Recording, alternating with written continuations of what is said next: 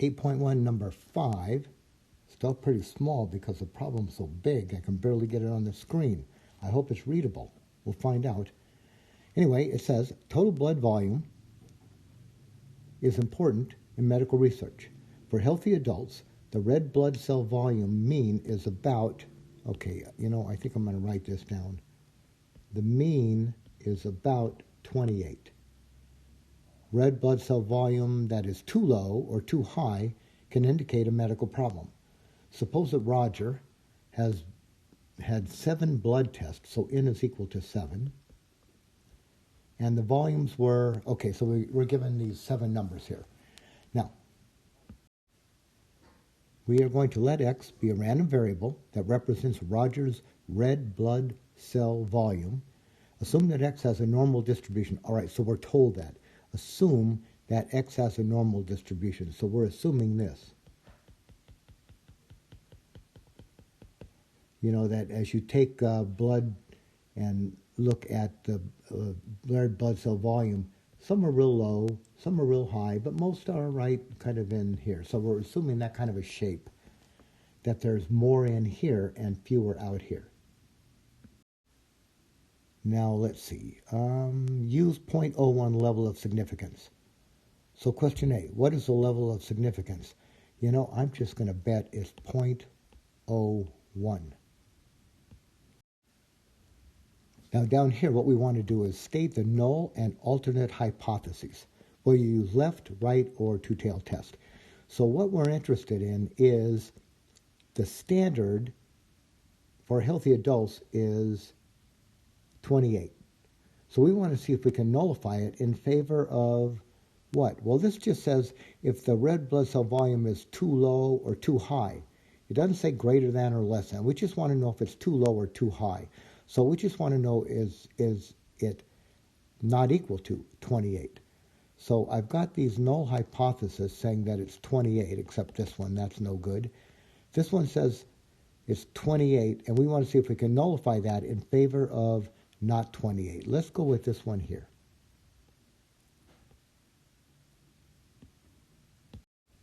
Now part B says, what sampling distribution will you use? They mean, are we going to use a Z or a T? So what do we know here? We know that, as we read through here, all right, does it say anything about assuming that it's, let X be a random variable that represents blood cell volume, assume it's normal. All right, so we're going to assume that it's normal with a sigma. All right, so we know X is normal and we know the mean. So that means we know the standard deviation. We can use a Z. So it's not going to be a T, it's going to be a Z. So what do we know? Standard normal, since we assume that it's normal with a known sigma. I think so. The standard normal, since we assume it has normal with an unknown. Well, apparently we do know sigma because they're telling us sigma is 4.75. So I'm going to go with this one here. Now the next part here says, compute the z-value of the sample test statistic. All right, compute the z-value. Now we have a formula, we have a converter. Our converter, since we're dealing with 7 pieces of data, we can get the mean. It's going to be x bar minus mu divided by sigma over the square root of n. Now in order to use this, we need to get x bar, all right? So that's the first thing we need to do because we're not given that. So I need to get x bar. I need to get that number right there. So why don't we do it this way? Let's put our numbers, our 7 pieces of data, let's put that into list 1. So how are we going to do that? We're going to go to stat, and then number 1 for edit. You get lists, L1, L2, L3. There's actually 6. You can only see 3. And you get that line. Now, there's probably data in L1. So why don't we put our data into list 1? Get your cursor over to, use your arrow keys, get your cursor into list 1. Then use the up arrow key and highlight, get it right on L1. So use your up arrow key until the cursor is right on L1. So L1's highlighted. Once you get it there, press clear on the right-hand column and then enter. And then when you do that, all that data disappears. Now you have a blank list, so let's just put in our numbers. So when we put our numbers, there's only 7. I'll write them down here. It's 33, 26, 42, enter, right? 33, enter, 26, enter, 42, enter, 34, enter, 32, 39, and 27. And right at the bottom, it should say L1, 8. That's expecting the 8th piece of data, which means we have 7 of them in. Now, once you're there, here's what we're going to do. You're going to go to Stat again, so press the Stat key again, and this time we're going to right arrow over to Tests. This is what we did in confidence intervals, but now we're not going to use an interval, we're actually going to use a test. And the one that you want is number 1. It's just a z-test. All right, so select number 1 or just press enter. Now, when you press that number 1 for that z-test, this is what comes up, right? You get all of this. Now, here's what we're going to do. What's our input? Well, we're inputting data. We're not inputting the statistics. We don't have these values yet. We're trying to compute them. So get your cursor on data and press enter. All right, so select data, press enter. All right, and then once you do that, you're going to arrow down to mu naught. All right, mu naught. Now that's what it's testing. Instead of saying h naught, the calculator says mu naught. So we're going to test 28, right? That is our value, 28. That's the standard. That's what we want to know if we can nullify. And the problem tells us that this, all right, so you put in 28, press enter, and then it runs you down to sigma. Now sigma, the problem tells us that that is, what was it, 4.75. All right, so put in 4.75. I'll do it too. All right, and then use your down arrow. And when you get to list, where did we put our data? We put it into list 1. Now you need to get list 1. Here's how you do it. You press the second key and then the numerical key 1, because right above the 1 is an L1, right? So when you do that, you get L1. So the calculator will import all that data into your list 1 and compute with it. Now, frequency, we just want that to be a 1, because every one of the values that we put in, we just want to appear 1 time. Now down here, what kind of test are we running? A not equal to, a two-tailed test, a left-tailed test, or a right-tailed test? Well, it's been a while since we looked at this, but way back up here, what are we running? We're running a two-tailed test because we just want to know if it's different, right? If it's different from 28. So we're running a two-tailed test.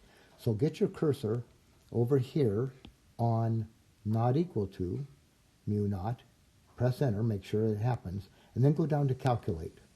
And when you go down to calculate, press enter.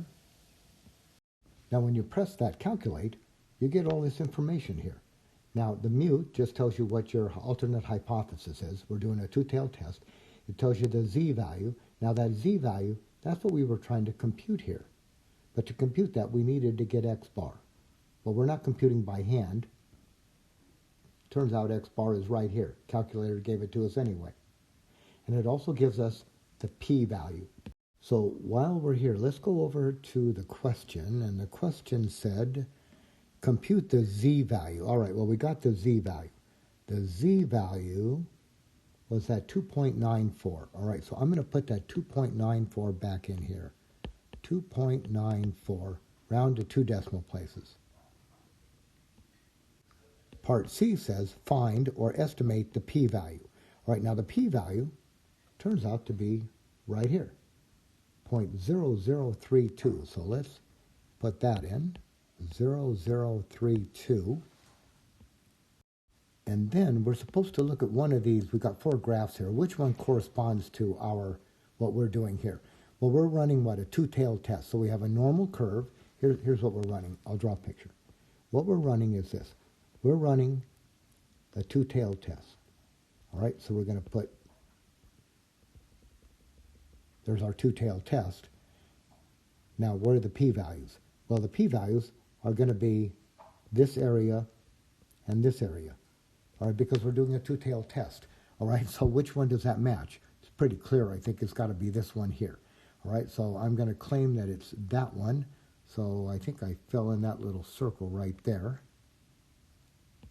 And then down here, part D, it says, based on your answers, which is all of our answers up there, will you reject or fail to reject the null hypothesis? All right, so how do we know this? We're going to compare, what we're going to do here is we're going to compare P to alpha.